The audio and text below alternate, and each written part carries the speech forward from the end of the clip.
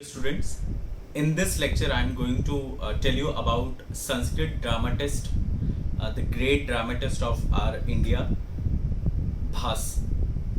And before this, I would like to introduce myself. My name is Rahul Tiwari and I am from Department of Arts from Sage University. When we talk about drama, when we talk about Indian drama, Sanskrit drama, as same we have Western drama and Greek drama also. तो जब drama के origin की बात करते हैं तो हम सबसे पहले ग्रीक ड्रामा के बारे में स्टडी करते हैं, संस्कृत ड्रामा के बारे में स्टडी करते हैं, देन फिर हम वेस्टर्न ड्रामा और उसके बाद हम as a same after Sanskrit we go to the Indian drama. So before Indian drama we had a huge syllabus, great dramatist जिन्होंने संस्कृत ड्रामा के लिए बहुत काम किया हुआ है. उसमें एक बहुत बड़ा नाम हमको सुनने को मिलता है, कालिदास. तो अगर डॉक्यूमेंटेशन की बात करें तो डॉक्यूमेंटेशन में कालिदास जो है उनको फर्स्ट ड्रामेटिस्ट माना गया है कहीं कहीं पर.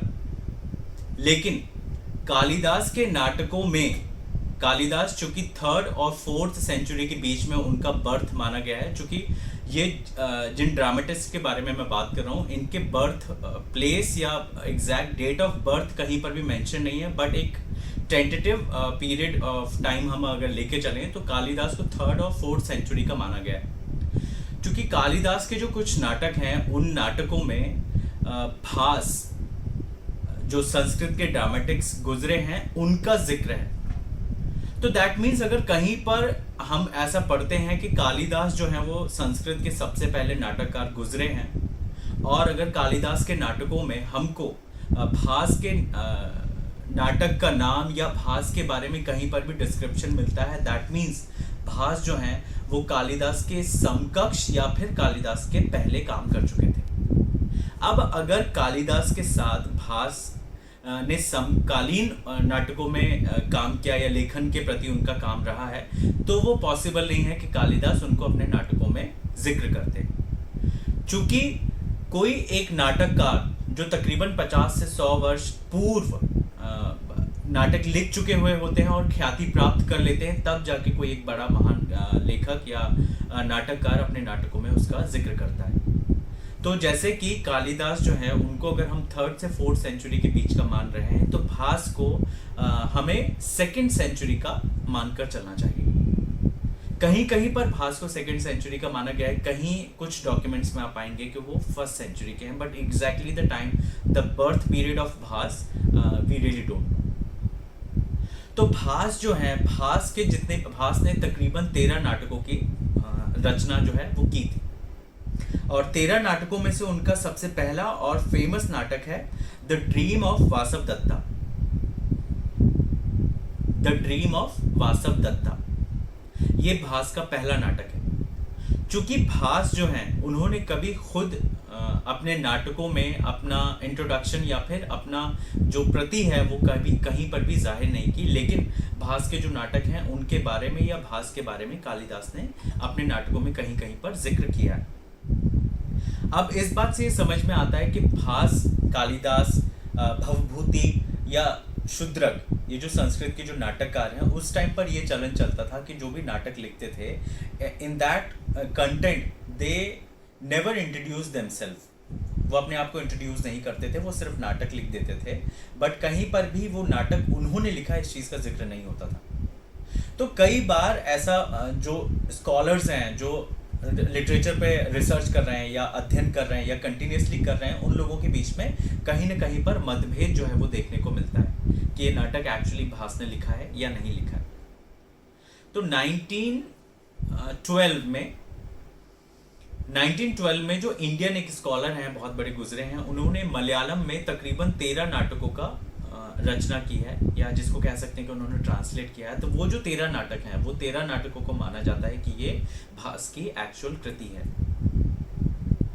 तो भास के जितने भी नाटक हैं, जो 13 नाटक उन्होंने लिखे हैं, उन 13 नाटकों में कहीं पर भी भास ने अपना इंट्रोडक्शन नहीं दिया है. क्योंकि भास के रहते हुए तो भास उतने फेमस नहीं हुए थे. भास के गुजर जाने के बाद या भास रहे होंगे तब कालिदास ने अपने कई नाटकों में भास का जिक्र किया है, और जिक्र ही नहीं बल्कि उन्होंने क्लियरली मेंशन किया है कि एक उच्च दर्जे के या रिनाउंड संस्कृत के नाटककार हैं भास। तो एक अगर टॉप लेवल के संस्कृत के नाटककार किसी दूसरे रचनाकार का उल्लेख अगर अपनी कृति में कर रहे हैं, तो दैट मीन्स कि वो रचनाकार, वो नाटककार कहीं ना कहीं एक ख्याति प्राप्त कर चुका है।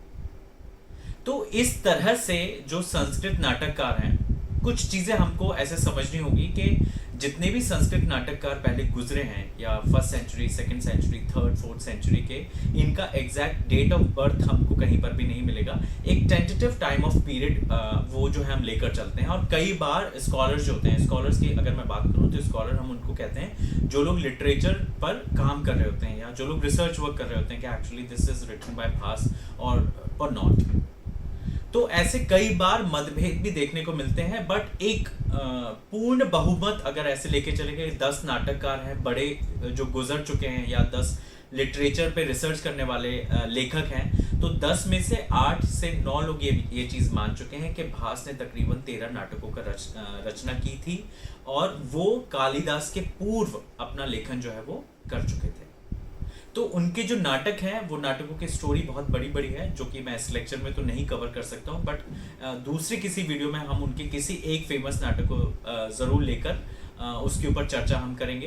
बट 2-3 चीज़ें हमने इस वीडियो में जानी, या हमको ये चीज़ समझनी है कि जो भी संस्कृत के जो ड्रामेटिस्ट हुआ करते थे, वो अपना इंट्रोडक्शन नहीं देते थे, और जितने भी नाटक होते थे वो कहीं ना कहीं राजा महाराजा या भगवान की कथाओं से या माइथोलॉजिकल स्टोरीज बेस्ड हुआ करते थे। जैसे कि मैं अगर बात करूँ कि भास के जो 13 नाटक हैं, वो 13 नाटकों में भास ने मूलतः रामायण और महाभारत, इनकी जो स्टोरीज हैं, इनके जो चंक्स हैं, उन पर काम किया है। तो मैं एक शॉर्ट में आप लोगों को तकरीबन जो 13 नाटक भास ने जो लिखे हैं, जो काफ़ी फेमस हुए हैं, जिनको 1912 में त्रिवेंद्रम में गणपति शास्त्री जी द्वारा प्रकाशित किया गया था, और कहा गया था कि ये भास के नाटक हैं जिनको इन्होंने प्रकाशित किया है।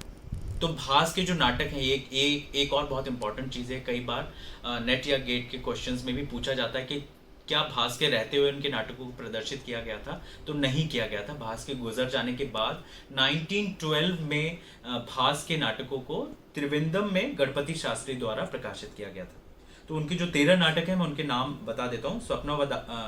स्वप्नवासव दत्ता, प्रतिज्ञा, दरिद्र चारुदत्त, अभिमारक, प्रतिमा, अभिषेक, बालचरित्र, पंचरात्र, दूतवाक्य, कर्णभार, उरुभंग, और ऐसे एक आध कोई और उनका नाटक है जो कि भास द्वारा लिखा गया है।